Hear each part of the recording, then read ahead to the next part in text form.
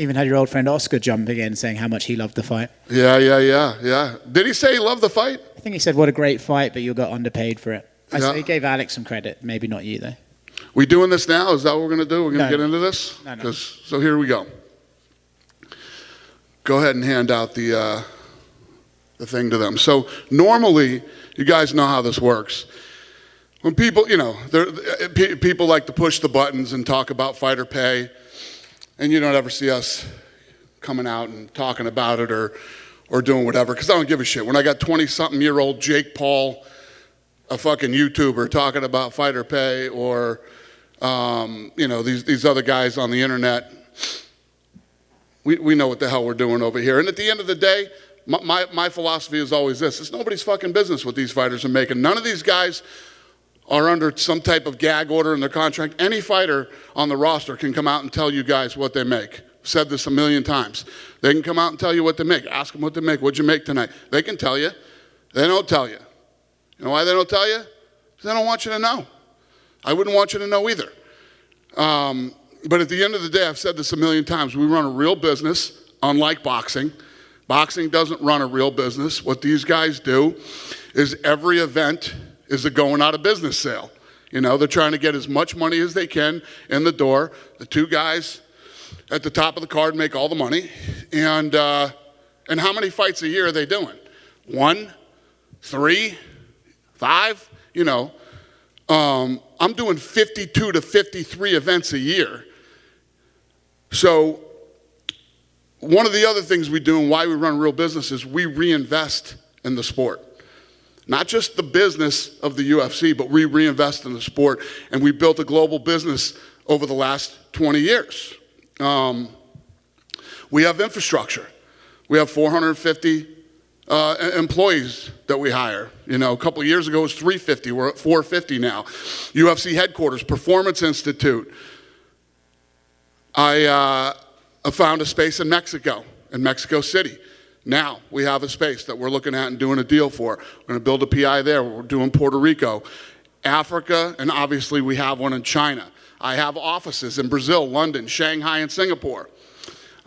We do all of our own production, which most sports do not. We built the Apex, which has enabled us to put on fights through the pandemic, keep everybody working.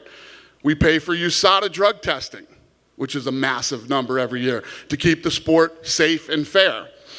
And when you think about it, guys like Arum and De La Hoya and people like this never had the vision to do anything like this, and it's never been done. And everybody thinks they know what they're talking about, and everybody has an opinion, and I say it all the time. You know what you guys know about this sport? I shouldn't say the sport. You know what you guys know about this business? What I fucking tell you. That's what you know. That's all you know. What we've done here has never been done in the history of combat sports.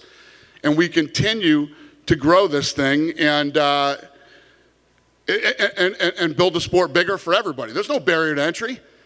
Anybody can get into this, okay? Anybody can start an MMA promotion and get going. Jump in and figure it out like I did. Figure it out, right? Now let's get into De La Hoya. And the only reason that I'm telling you this is because he is a lying, two-faced, hypocritical sack of shit. And I hate him so much that I love to prove that he's a lying, hypocritical, two-faced piece of shit. All right, so let's start. I guess we'll start with his, when he started an MMA event. Okay, he did his first MMA event. And just for the record, you guys could figure this out too and do this. This isn't some deep investigational journalism here that you couldn't have done. You guys can all look this up yourself. And so all the former UFC fighters who were on his card made more in their last bout than they did for his event. Most of them made more in multiple or all of their UFC bouts, right? So 17 of the 22 fighters got less than the starting compensation in the UFC. The guys who fought on his MMA card. Now, where I'm going with this is this asshole, every time he opens his mouth, acts like Number one, oh, you're not paying your fighters. You know, why are the fighters not being paid? And he acts like when he put on an event, like he pays more than we do or something. Yeah, you pay fucking Canelo a shitload of money, whom you couldn't even hold on to. You couldn't even keep. He fucking left you too, right? How about this?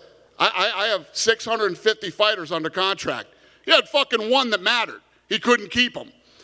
Does he still have Ryan Garcia? Yeah? All right, good for him.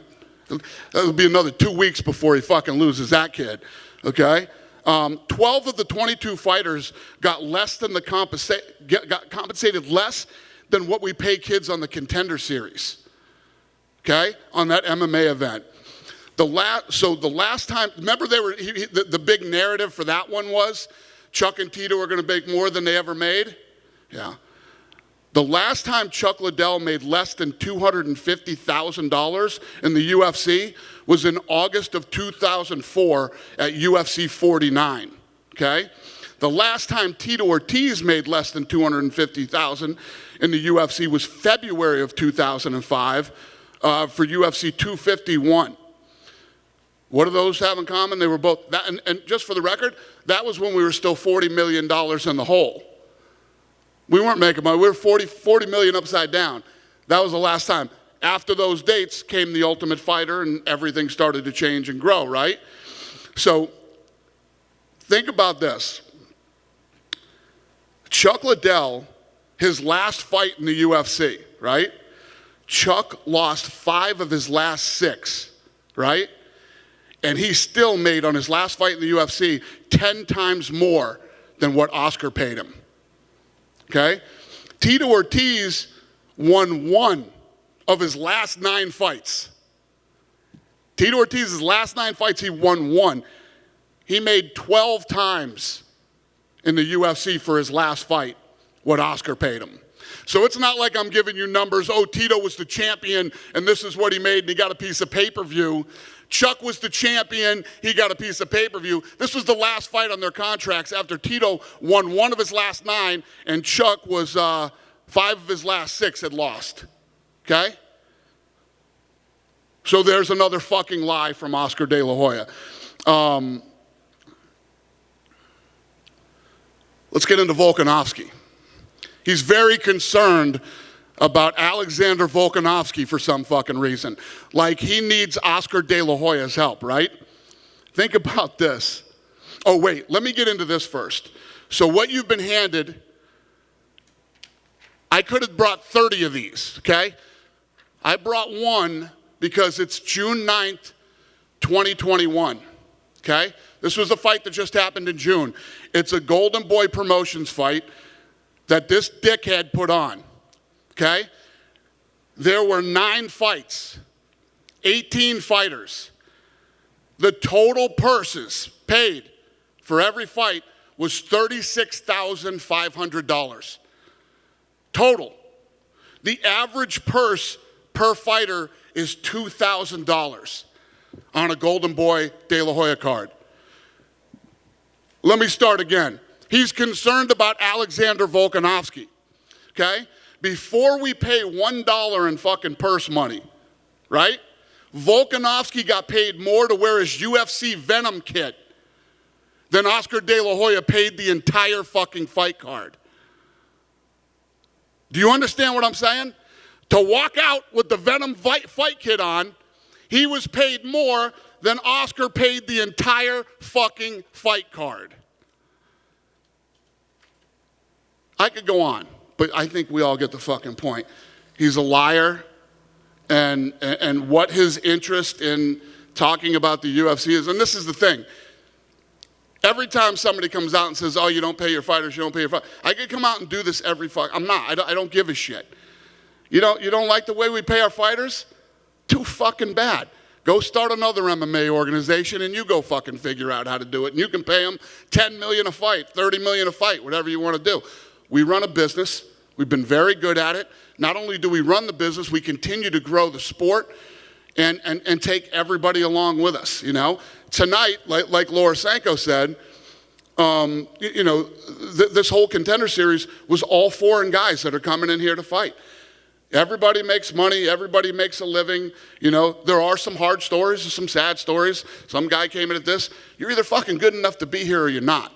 This is the big leagues. It's like the NFL. You can either last here or you can't last here. But people get paid.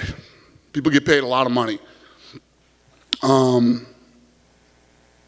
Any questions about this sack of shit and his lying? Just last one. Do you ever think about maybe suing him for defamation? You know, you can... No, listen, I'm not suing anybody. I always say this, you know. We all talk shit about each other, you know. They don't like me, I don't like them, we all don't like each other. It is what it is. This is a very mean business. We say mean things about each other. You got people out there to fucking lie. If I lied, guys, if I lied the way that this fucking scumbag lies and these other guys, if I did this shit, and there's so much more on De La Hoya. He owes people money that fought for him that he hasn't paid. The list goes on and on. If I ever did imagine if I still owed a fighter money from fucking a year ago. You would crucify me on a daily basis. This guy, nobody gives a shit. And the only reason, I just despise him so bad that every time he fucking lies, I point it out. And still, people don't give a shit, you know? If you take a look at a lot of choices this guy's made in his life. He gets away with a lot of shit. I think just losing Canelo is probably an indictment on his ability as a promoter. What's that? Losing Canelo is probably an indictment on his ability as a promoter. I said it to him yesterday, and I'll say it to him again. He accomplished a lot of great things in boxing. Outside of the ring, the guy is an absolute fucking loser. He's a liar and many other things. And I can't tell you, maybe you can tell, how much I despise this human being, but that's the only reason that I'm even fucking doing this. This is it. It's the last time. I'm not going out again. I mean, last time he did it, I was on Sports Center, and I laid out how he lied and facts, and then here we are again, you know? Yet this guy keeps opening his big fucking yap. He's amazing. Some of the things that this guy's done in his fucking personal life, if that was me, I'd be living on some fucking island somewhere and nobody would ever see me again. I'd disappear. Poof. What the fuck happened to him? We know what happened to him. He got the hell out of town before he bumps into somebody. So, Dana, just outside of Oscar, right, there has been a lot of talk on fighter pay lately, right? And the number that gets thrown out is 16 to 18% of revenue around there. I guess, can you talk about... Is that right? Is that accurate? None of your business.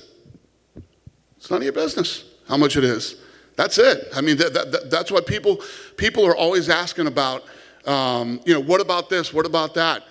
Listen, if you don't like how we run our business, go start your own. There is no barrier to entry to get into this sport. Anybody can do it. Many have. A lot of smart guys, too. Cuban, Trump.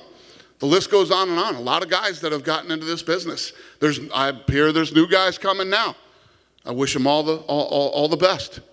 You know, anybody can get into this business. If you don't like how we're running ours, you go do it yourself. I guess the last thing I would ask on that, is that a discussion that you guys have in terms of like reviewing, like, hey, should we be allocating more of a percentage towards our fighters, or should we increase the... Fighter comp has gone through the roof over the last 5 years since the sale. You know, and it's going to continue to go up.